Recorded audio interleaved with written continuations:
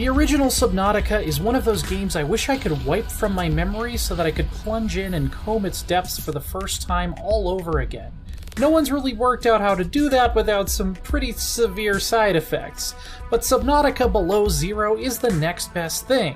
Even though it's a fair bit smaller, it gives us a whole new watery sector to explore, survive, craft, and build awesome bases in. And it's just as exhilarating as ever.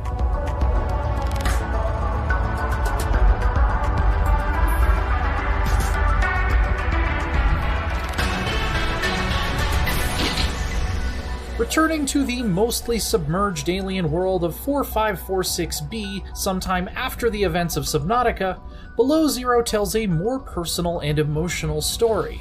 You are Robin Ayu, a sharp, defiant xenobiologist searching for her sister after the Altera Corporation pronounced her dead in an accident. And what kind of rube trusts a faceless megacorporation to tell the truth, especially in the future? There are more strange alien mysteries to discover, including a lot more about the enigmatic architects. This is all accompanied by excellent voice acting that will lead you on a breadcrumb trail toward the truth. It has a big radio tower. Impossible to miss. I hope you find the answers you seek.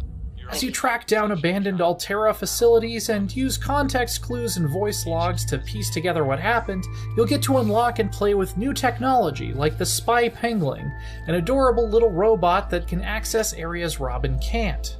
Combat is still pretty limited, especially in the water, but that's by design. It would take a lot of the sense of danger out of Subnautica if you could just bolt a machine gun onto your suit. It's much more fun to have to sneak by or outrun the giant ice worms and sea monsters that serve as guardians to some key story areas and valuable resources. And of course, Unknown Worlds' art direction continues to be astounding. With several new land and underwater biomes to explore, I was filled with wonder as I navigated the tangled passages of the twisty bridges, or swam alongside alien whales in the fallen lily pads.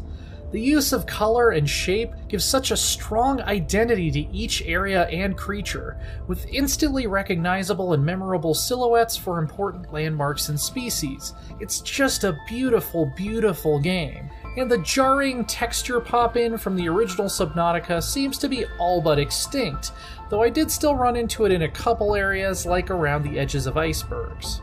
The sound design and music are also just as awesome as ever. The icy, oppressive, yet beckoning feeling of the Arctic Sea really comes alive when you can hear the distant calls of massive oceanic life forms and the bubbling of your rebreather through the shimmering gloom.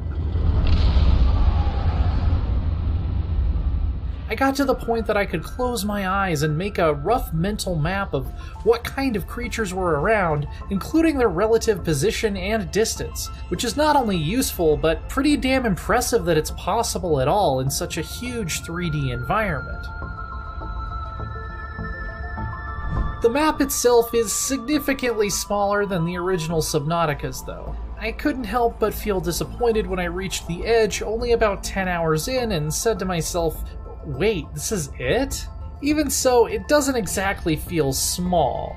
If you played the original, you might have some idea of why measuring by pure surface area can be misleading, and if you didn't, I'd prefer you get to see what the late game is hiding for yourself. But even Below Zero's deepest secrets don't measure up to the sheer scale of those in the main game. It makes this adventure come across more as a standalone expansion than a true sequel.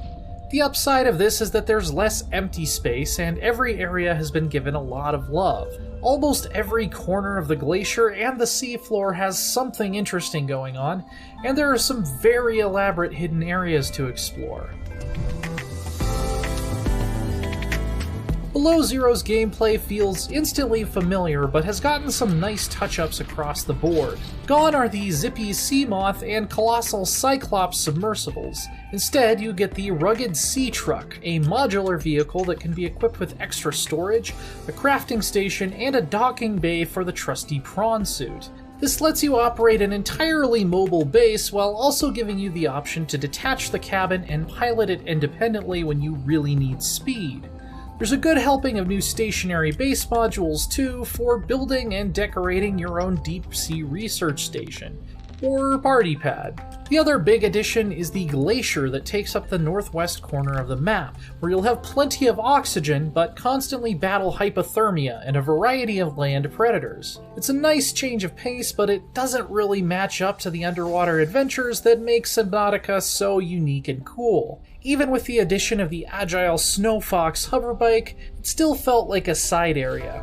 I would have probably preferred less of this to make room for more water. Subnautica Below Zero is another big frosty bite out of one of the best open-world survival games to come along since the genre's inception.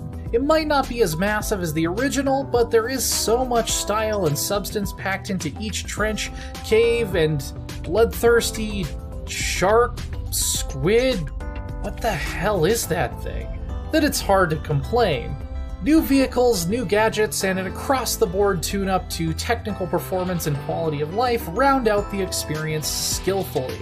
Whether you are ravenous for more Subnautica like me, or don't even know what you are in for, I don't think you'll be disappointed. For more space exploration, check out our reviews of Returnal and Oddworld Soulstorm. And for everything else, keep it right here on IGN.